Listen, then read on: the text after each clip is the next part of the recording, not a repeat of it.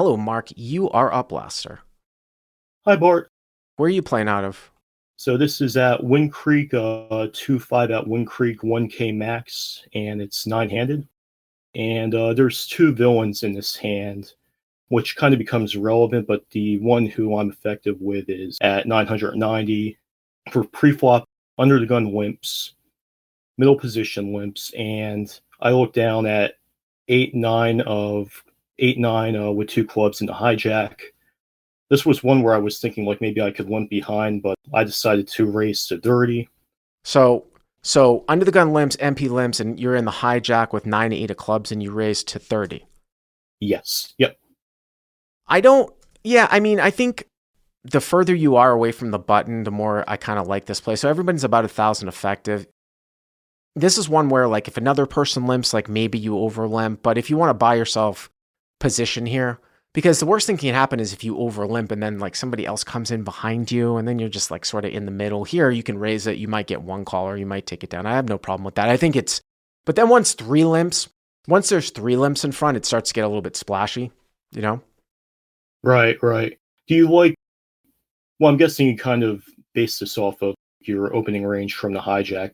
For something like 6-7 of clubs, does it become different for you? Like 5-4 clubs, 6-7 of clubs would it be different, or would you Well, I mean, I think the higher your hand is, the better it is. I mean, if you want to drive this hand, the higher card value, it's just going to be better. 9-8 of clubs. I mean, 9-8 of clubs is a troublesome suited connector. Like you'd rather have 4-5 against 5-4 against a tight range, but I think the higher card value just makes it better to raise. If I had 5-4 of clubs here and it went limp, if it's a heavy drop structure, I mean, you could make a case for folding here. 5-6 of clubs, maybe I might raise 5-6 plus here, something like that. I do like a raise, though, in this setup, though, against two limps. okay? And I don't know if the under the gun guy is like a history of like limp re-raising or something like that, but Yeah, no, she's been playing pretty straightforward. I don't think either player would do that. Yeah, so big blind calls, it folds around to the big blind calls, under the gun calls, and middle position of calls. course. Of course. That's pretty much how these As games the chat go. says, bad play. They're all going to call. They're all going to call. Well, I mean, if they're all going to call, I mean, I suppose you could over limp here too. I don't know if, some people of the super preflop police, folding just seems kind of like, I mean, he is in the hijack, but just seems a little nitty to fold, I guess, because I mean, once you start to get the cutoff into the button, it's just, I don't know, is folding a higher EV than limping along here if you had those two choices? Anyways, big blind calls, under the gun calls, MP calls. So it is what, four ways, right? Four ways, pot is 120. Yep. Okay. Yep. The flop comes out 7 of hearts, 10 of diamonds, jack of spades. Well, you flop it. Yep, flop it. Wow. Okay. Not bad. Yeah, pretty good. Pretty good. Not bad. Big blind, something weird kind of happens here. So the big blind weeds out for $75, and Wow. yeah, it's a strange play. I'm not really used to seeing that. Uh-huh. And under the gun calls, Okay. middle position folds, and here's where I probably botched a hand. I raised it to $250. I'm thinking that's a mistake. I probably should have gone larger. I don't think that's that big of it. I mean, I thought you were going to say like you made it like 140, I mean, or something like that. It's kind of interesting because obviously, you flop it, right? And it's Jack 10-7, so you've got 9-8 and you flop it. There's no two flush out there. And this is where it's kind of hard, a little bit hard to balance like in live poker. Because if you really wanted to play balanced here in a sense where you're like, I would never raise with an overpair here in this spot, then you're supposed to be calling with your other hands too. But that's just not the most profitable way, I think, to play this spot when you actually flop the nuts and you just unblock everything. I would raise here close to 100%. I mean, maybe you make it 225. You said you made it 225, right? You're only 1K deep. Oh yeah, I may have like missorted that. Yeah, I think it was exactly 3x. I think it was 225. Oh, you made Yeah. it 225? Yeah, I think that's fine. Hero raises to 225. I mean, you don't have to build it that much, right? Raise to 225. Okay. Right, right. And what you said makes sense because both of these players are showing so much strength when the one leads out and then the one calls with two players behind, you know. So I was kind of thinking like these guys are probably pretty I mean, strong. if you get one call here, the pot's going to be, close to 600. You have like one pot size bet left, like rolling to the turn. Yeah. That's with one bet. That's with one call. Right, yeah, The yeah. other thing too is that you hold some of the action killing cards in your hand in the form of like 9-8, right? So bringing the one liners out there. I mean, you can see some top end Broadway here, like King, Queen's open ended, so an ace. But I mean, you're holding 9-8, which I think are the ones that are the things that slow the action down the most. So you raise to 225, okay. Yep. And the big blind calls and under the gun calls. Wow, they both call? They both call. Oh, Yeah. wow. Well, what do you think? What did these guys have here? So 450, 675 you guys put in on the flop. So the pot is like, what, right or just under 800, maybe 795, something like that. I have. Sorry, I may have actually raised to 250 because I have 870 here. Yeah, that would be 250. So you probably made it 250. So it's Yeah, I made it 870. 250. Okay. That's my fault. So the pot's 870. So you did raise to 250. The pot's 870, and you have like 700 left. What do you think that the ranges are here? Yeah, so for the under the gun player to call that 75, I feel like she almost has to have two pair or better. Maybe she's like limping and being trappy with queens, although that's very I mean, I know that sounds ridiculous, but But she didn't limp re-raise you though.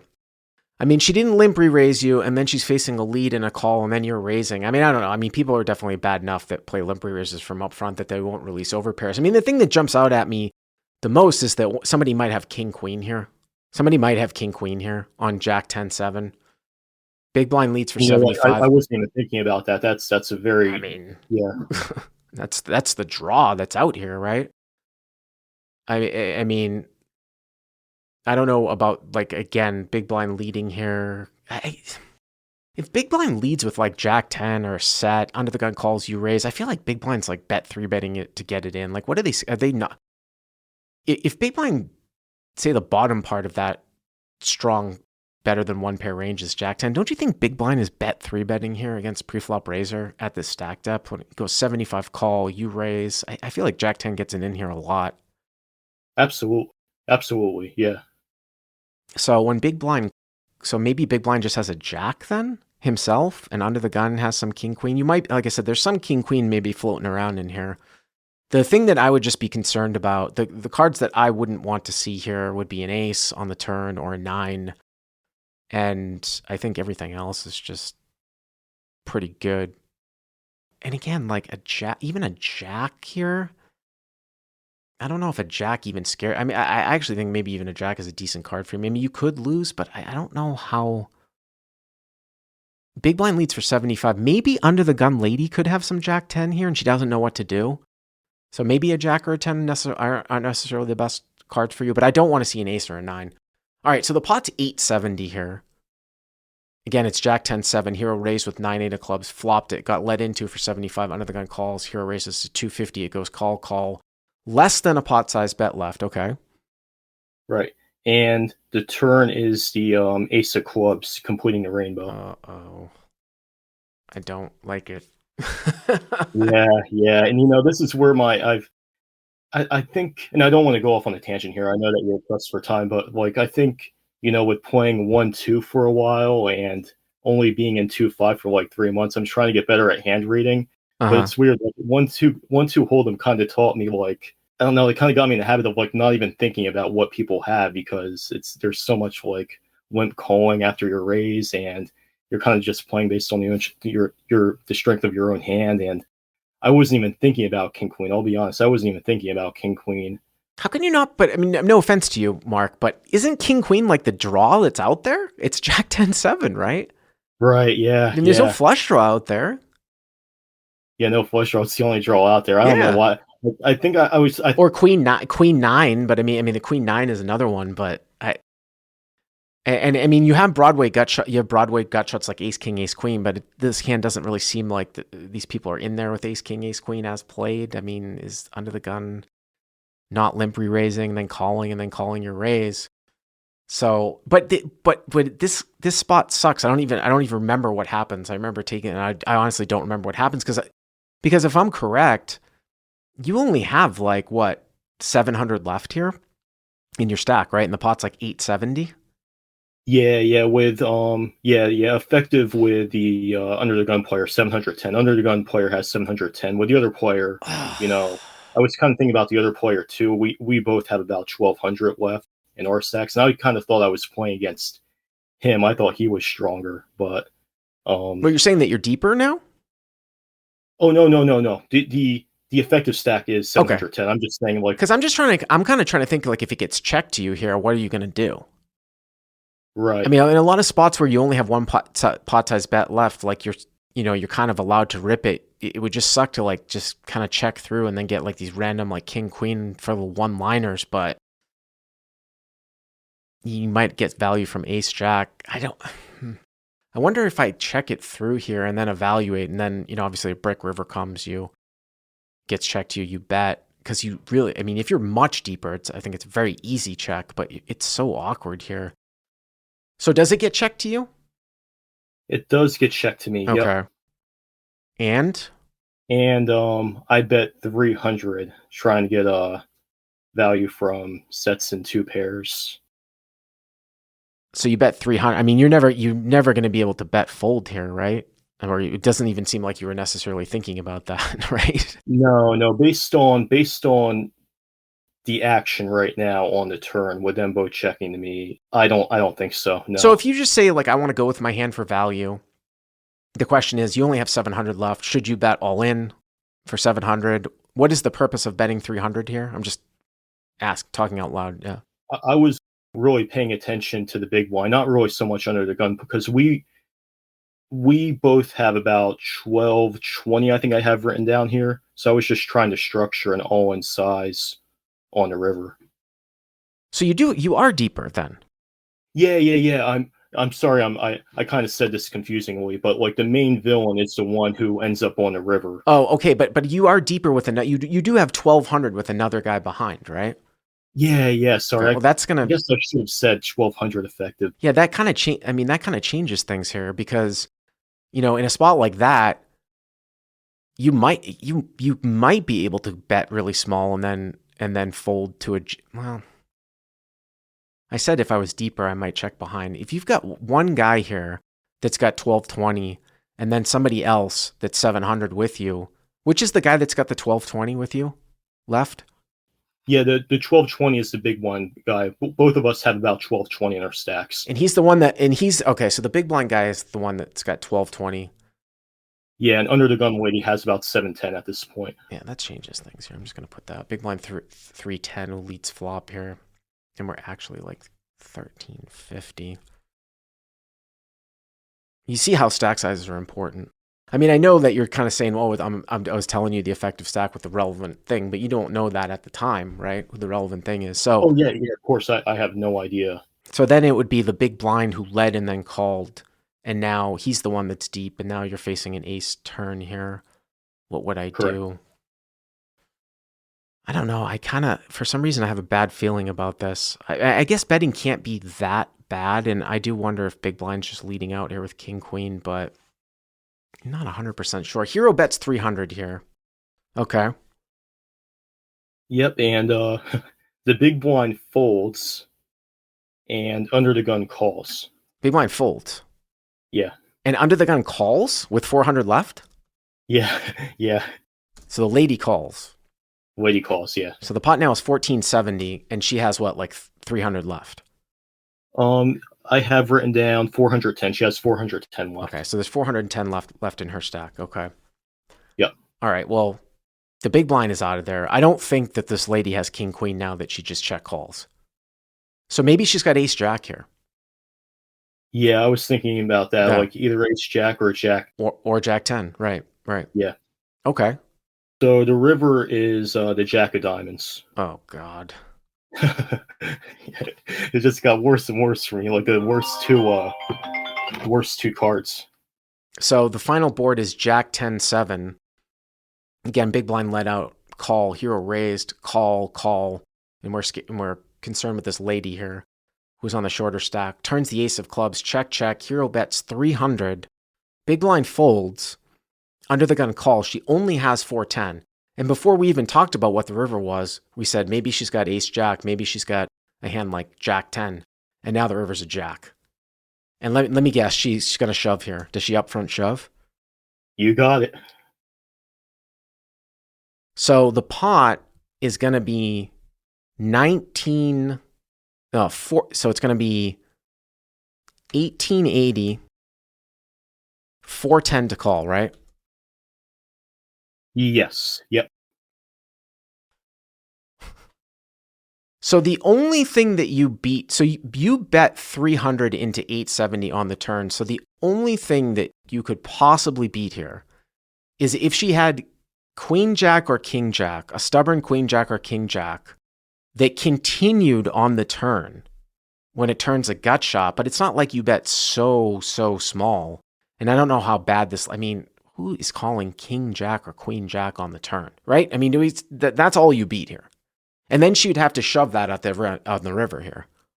There was a hand before that I saw where she folded top kicker, like she had ace 10 on the turn, and she folded to a double barrel on the turn, and the guy was not too happy because he had queen, and he couldn't understand how he only got 2 streets of value out of that hand when the board was like 10 high, you know? So, well, I got to tell you, I don't like to make big folds when I'm getting pot odds. This might be one of the times where I might just pitch it, though.